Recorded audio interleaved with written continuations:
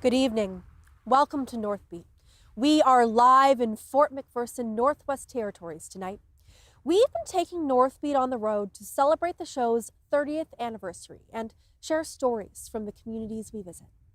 Tonight, we'll learn about a podcast that's documenting the experiences of residential school survivors and what role recreation played in their journeys. But we start with the news.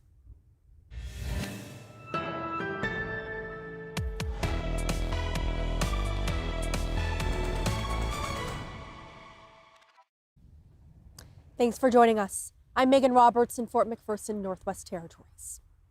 The Transportation Safety Board of Canada, or the TSB, has released its findings after an investigation into a barging accident in Frobisher Bay, Nunavut in 2023.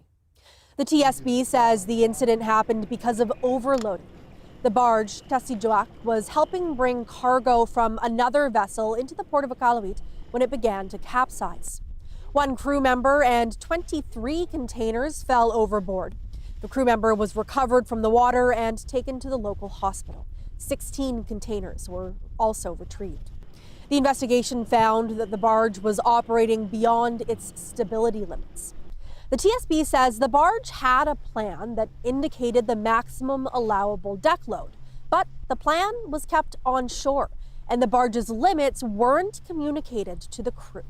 Since the incident, the TSB says the company, Transport Nanook Inc., took several actions, including developing third-party loading guides for its barges. The NWT Council of Leaders is in Ottawa this week, and they have one message. It's time to build the North. They say the NWT needs real financing support from Ottawa because it doesn't have the tax base to pay for nation-building projects. I mean, Canadians should have some fear in their hearts if we can't convoy the military from the south to the north, if we can't land the new airplanes that they're building anywhere in the north. So there's a lot that needs to happen. The next question is going to be figuring out the financing of these projects, because it can't be on the backs of 45,000 Canadians to support Arctic security or to unlock the wealth of the north. That has to come from somewhere beyond our borders. Leaders are pushing for three major projects: the Mackenzie Valley Highway, the Tulston Hydro expansion, and the Arctic Economic and Security Corridor. That last one would connect Yellowknife to a new port in Grays Bay, Nunavut. And Ottawa has already identified it as a nation-building project it wants to fast-track. We are working collaboratively with the Cleacho and the Yellowknife Dene, and with partnership with GNWT on the Arctic Security Corridor, because the Prime Minister has publicly put us on the secondary list. So it's sort of, we need to start work on this sooner than later. Leaders said today they're working on the route for the corridor's road. The next step would be moving on to the environmental assessment. As preparations continue for next year's Arctic Winter Games, Team Northwest Territories has announced it won't be participating in one sport, and it's removed that sport's existing team completely. Devin Tradinick has more. And we're off in the junior female 5-kilometer. The Northwest Territories won't be sending its snowshoe team to next year's Arctic Winter Games in Whitehorse. It's a decision the Territories Multi-Sport Committee made, and there's a couple reasons behind it. That committee is made up of various groups, including the NWT government. A government spokesperson says the choice to cut snowshoeing came down to capacity limits. The Arctic Winter Games International Committee caps the territory at 363 participants, and the territory blew past that number by 21, according to the spokesperson. That led to cutting the entire snowshoe team of 10 people, as well as some athletes and staff from other sports. In an email to CBC News, the territorial government says other factors that led to the cut include snowshoeing not having a recognized club. It also says past results and participation numbers played a role. A former snowshoe competitor and coach in the Arctic Winter Games says he was disappointed when he found out about the news. He says snowshoeing is the last sport that should be cut from the games. When you hear the name Arctic Winter Games, then you think about traditional games, right? The people that used up here in the Northwest Territories. And I thought, how could they cut out the main sport, the main one that we all use in the winter? Marie says snowshoeing is a staple to Indigenous communities. There is a separate event called Snowshoe Biathlon, which the territory will still participate in. Devin Trudinick, CBC News, Yellowknife. As Yukon's territorial election campaign continues, some residents say a major issue is addictions treatment, particularly the lack of support outside Whitehorse. Gabrielle Plonka has that story. I'm standing outside the supervised consumption site in Whitehorse. A few blocks from here, there's an addictions treatment center and multiple pharmacies where someone could pick up opioid agonist therapies like methadone. These are all resources for people with addictions that aren't available in most rural communities, even as those communities lose more young people to addiction every year. I think it's been 9 months since we lost our last young lady here. A 21-year-old that overdosed. When you add that into, man, all the rest that have gone, my son and his best friend and one of their best friends, and his cousin, and it's just for a community with 400 or 500 people, we've lost 15 or 20 young people over the last 10 or 15 years. Man, it's a whole lost generation. It's really sad. Back in 2023, the Yukon government declared a substance use health emergency across the territory. It pledged major change to mental health and substance use services, but community members say access to service has not substantially changed. There's a need for some aftercare and more treatment options. We're not immune to the effects of drug and alcohol addictions and all the things that come along with that. So I think it's been a major issue in our area, and like I said, I think everywhere. Hanchar says she wants the next government to take this seriously, but Hutton said he's not optimistic that will happen because this has been a major ongoing issue for a decade. We don't know yet if campaign promises on this are coming. None of the three party leaders have mentioned it yet. Gabrielle Plonka, CBC News, Whitehorse. There's also an election campaign underway right now in Nunavut, and the Nunavut Employees Union has been meeting with candidates. It says it wants to present its priorities as well as be a voice for its members. The union's president has met with 5 candidates in Iqaluit's riding so far. He says every time the union speaks with a politician, they speak on behalf of members and their families.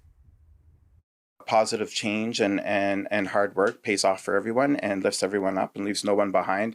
But we're hearing like a lot of like, yeah, no, you're right. We are stuck. We do deserve change. And we know that we are going to have change. We know we're going to have a new premier. We know we're going to have a new cabinet. We're definitely going to have at least 3 new ministers. Rashawn says he plans on meeting with all candidates across the territory. He also encourages voters to ask candidates what they'll do to address major issues.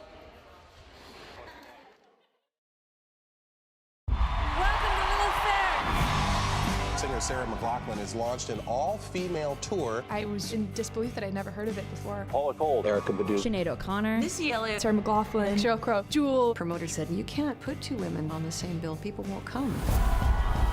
And it put a huge fire under my butt to prove them wrong. Women singer-songwriters in the 90s, they're my Northern Stars. This is much bigger than what we even thought it could be.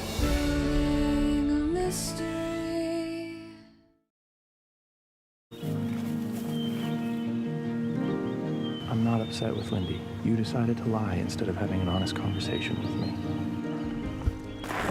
Whoa! I said to speed up. You can't do this at a truck. Those tracks are pretty fresh. And they just end. And we got a bigger problem than a wolf. Rustlers. Oh, I know all about you saving Wilbur and his wild horses. You're quite the legend around here. Oh, I don't know about that.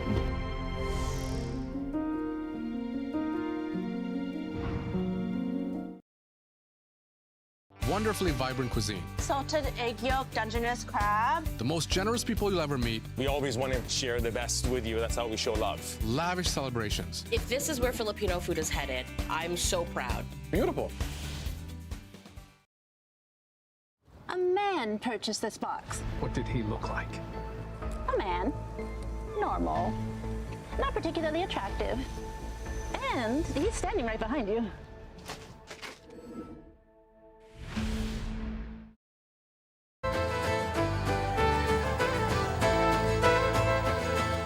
Hello, I'm Paul Andrew. Here's George Tuckaroo with the news. Thanks, Paul. Good evening. Good evening. I'm Carol Morin. That's North Beat for tonight. I'm Nadira Beg. Good night. Good evening. I'm Randy Henderson. We start in the Northwest Territories. Good evening. I'm Kate Kyle. I'm Hillary Bird. Shannon Scott. Juanita Taylor, and this is North Beat.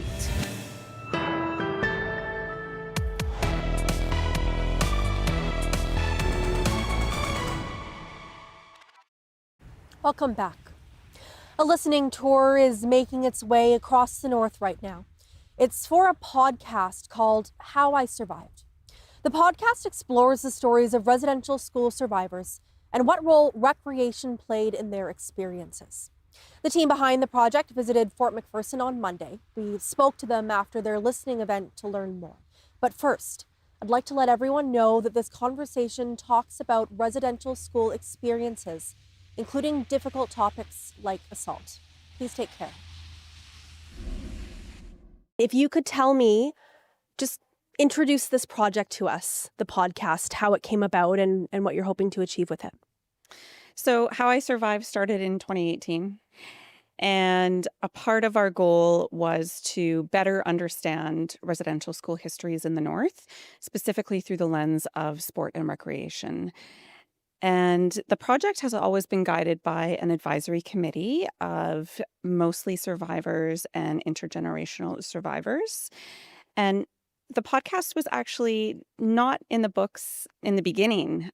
We were hoping to do a traveling exhibit that looked at the history of sport and recreation, but COVID happened, and really at the base of the story, at the base of the project is our stories and orality and storytelling.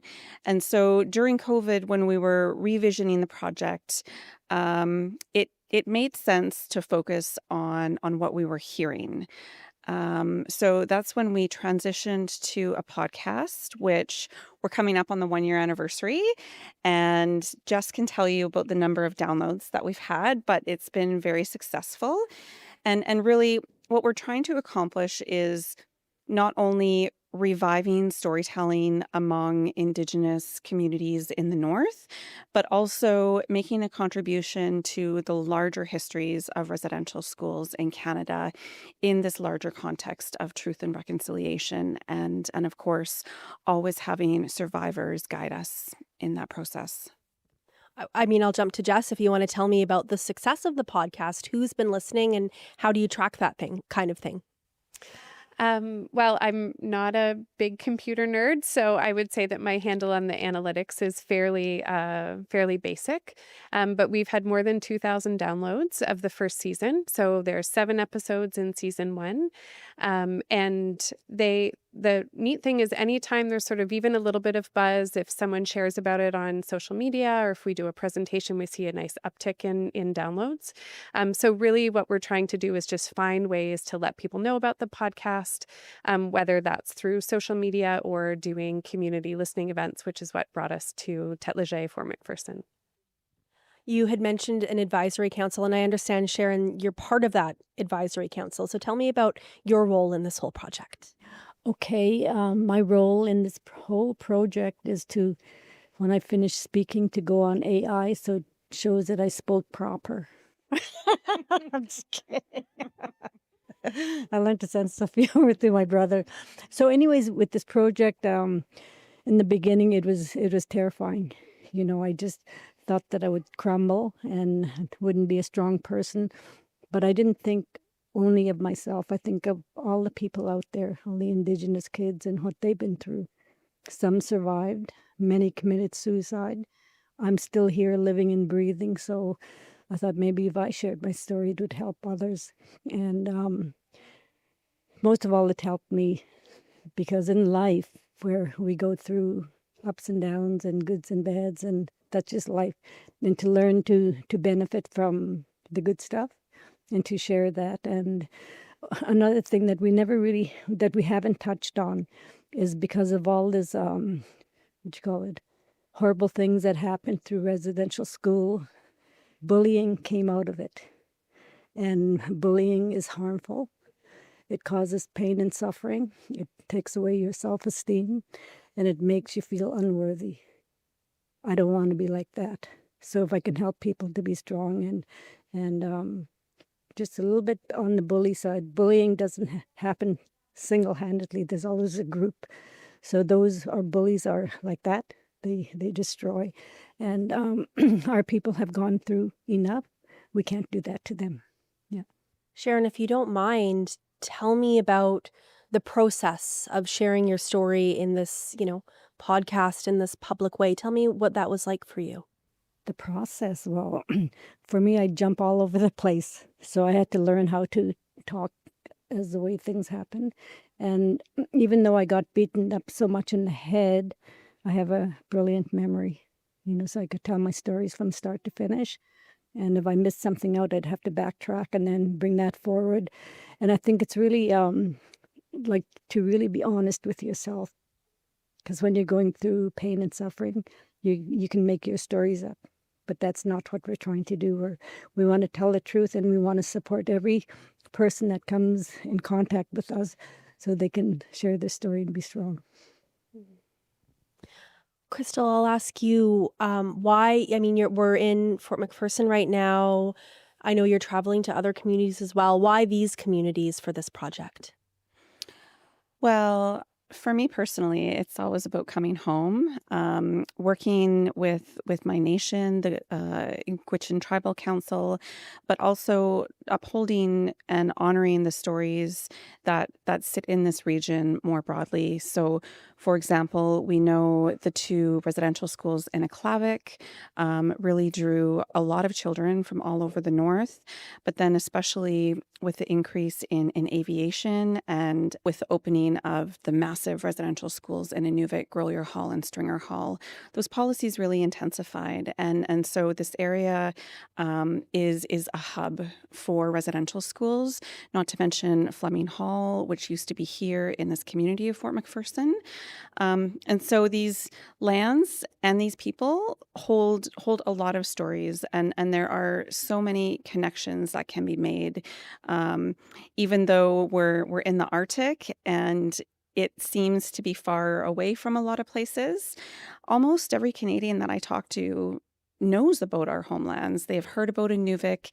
They have had relatives who have come here either as a survivor or as a government worker or a teacher. So this place is really meaningful, not only in the local context, but also nationally.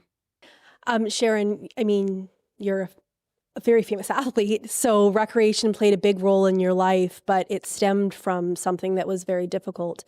If you're comfortable sharing about that relationship of having this sport that you're so brilliant at, but it coming from a place of maybe some difficulty, if that's fair to say.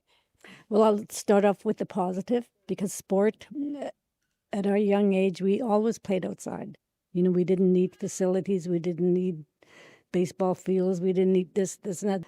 The biggest thing about that was we played to have fun, we skied to have fun, and that's what we needed inside us, to have that joy and peace and knowing that we're going to get along with each other. But I can never believe to this very day that I made it to 4 Olympics. And it's from the support that I got from our communities. Our people were suffering, and yet Shirley and I brought them great joy. And that's what I'm made of, to bring joy to people. Can you talk to me about the continued role of recreation in communities as well, and how important it is for kids to have outlets like that in our northern communities? Well, when you're involved in recreation, you're going to make friends, and it's friends for yesterday, today, tomorrow, for a lifetime. And you encourage and help one another. And that's what sports and recreation is all about. Getting involved and seeing what's out there and not be afraid of trying. And who knows, you might be an Olympian like me.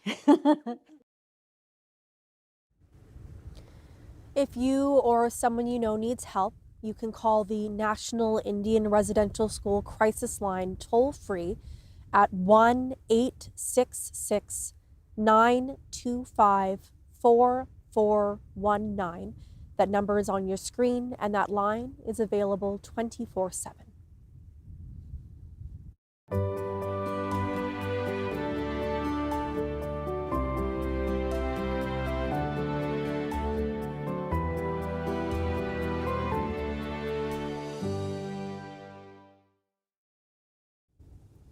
To get more industries to embrace renewable energy, batteries need to be stronger, lighter, and safer than lithium ion. In fact, for many industries, that's a really big bump on the road. Joanna Wagstaff looks at how Canada is trying to be one of the drivers of that innovation. Everyone's talking about electric cars, but if Canada wants to go fully electric, we got to talk about the giants of the road, the big rigs, the buses, the trucks. The key to going fully electric? Batteries. Batteries that go farther, weigh less, and perform in the cold. Stronger, lighter, safer. Right now, the entire EV world is built on lithium-ion batteries. They've been good enough for cars, but for the big haulers, they just don't have the range, especially in cold Canadian winters. Add more power, they just get heavier, too heavy for real performance. And that's why the battery science itself has become the bottleneck. That's why we're here at one of Canada's biggest EV conferences, where industry leaders are showing off what the next generation of batteries could look like. One of the biggest breakthroughs is solid-state batteries, which swap liquid electrolytes for ceramics. That's really where you get the weight benefit from. It lightens up because it's much more dense. It's going to be expensive. So unfortunately, the long-haul market that wants it or needs it won't be able to access it because cost is a big factor for that market. And then there's safety. Current lithium batteries carry fire risks, especially under heavy loads. Canadian engineers are working on new cooling systems like partial immersion designs that stop fire before they spread. We are hearing a lot about new generation battery cells, but when you have a cell, you need to package it and you need to have the full system around it to be able to use it in a vehicle. So we have the solutions, but the price tag keeps getting in the way. Here's the reality. Stronger, lighter, safer batteries will first show up in niche markets, high-performance vehicles, racing, even defense, before trickling into freight. Globally, China is leading the charge, but Canadian researchers are carving out a role too. They have to. Road transportation makes up about 23% of Canada's emissions, and most of that comes from commercial vehicles. If Canada wants to be fully electric, it won't be decided in the driveways. It will be decided on the highways, with stronger, lighter, safer, and cheaper batteries. That was the CBC's Joanna Wagstaff. To the Yukon now, where visual art was celebrated this past weekend in Whitehorse. The Yukon Prize was handed out at a gala at the Yukon Arts Centre, and it was a wrestling-inspired art piece out of Dawson City that scored the top prize. The CBC's George Moratis reports. It's not every day you walk into an art gallery and see a wrestling ring. I mean, it's quite a trip to see it back up and in this space. Aubin O'Grady created this ring. On Saturday night, she won the Yukon Prize and $20,000. This really was a shock. I was like honored to be shortlisted. First of all, there was like so many heavy hitters in the six of us.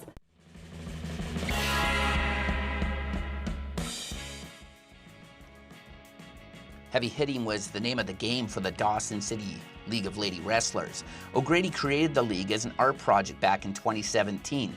The idea came to her during her first winter in Dawson City. And then we watched some YouTube videos and built a wrestling ring. And the first wrestling match was complete mayhem. I left in an ambulance. And look at you now. Look at me now. $20,000 paid for the hospital bill. Yeah, yeah.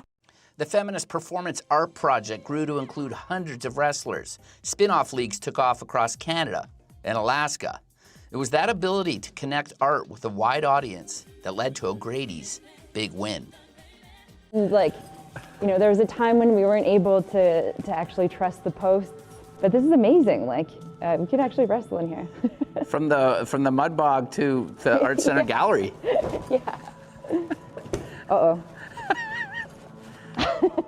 We have the highest percentage of artists of any jurisdiction in Canada, but they're hardly known at all outside the Yukon. I feel like we have this box of treasure here in the Yukon that I really wanted to lift the lid on and let the word get out and let the talented artists be seen by a broader audience. I've been committed to living my life in an artful way, which sounds a little bit cheesy, but that's what I see reflected, and that's how I see people living. And so winning this award just kind of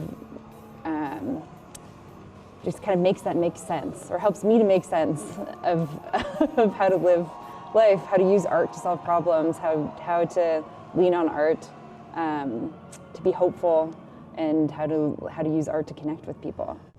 The 6 finalists' work for this year's Yukon Prize will be on display at the Arts Centre until mid-November. Reporting from the award-winning Yukon Prize wrestling ring, George Radis, CBC News, Whitehorse.